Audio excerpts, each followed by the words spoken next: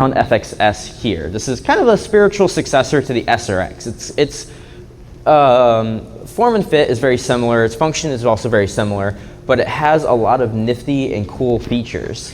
So it's compatible with every brushless motor in the market that is not integrated. So that's the CTRE Electronics Minion, and I'll talk about that in the next slide. That is the Robotics Neo, Robotics Neo 550, the Robotics Vortex if you use it with a solo adapter. And beyond just the ability to control the motors, because also all the details like your motion magic profiles, your being able to control how fast your mechanism accelerates to its position or to a given velocity, the FXS is fully supported for all those motors in our software.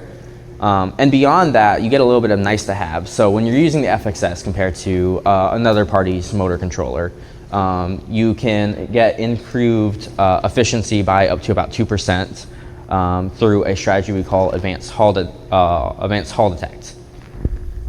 And that feature is tailored specifically for these motors, and beyond just that, gives you improved velocity measurements at a very low latency. So there's no increase in overhead, there's very minimal increase in overhead compared to similar strategies.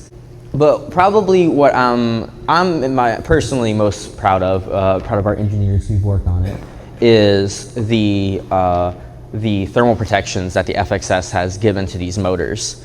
We pride ourselves on our reliability and our ability to just plug and play and go and not have to worry about you've geared your mechanism too much, does your motor smoke? You've stalled the motor at 30 amps, your motor smokes. You've done all this stuff and your motor smokes. You shouldn't be able to do that. You really shouldn't. So part of our work at CTRE is spending weeks developing models of motors and building characteristics to protect these things, to put you at the maximum performance and save you money in the long run in having to buy replacement devices. Reliability is critical.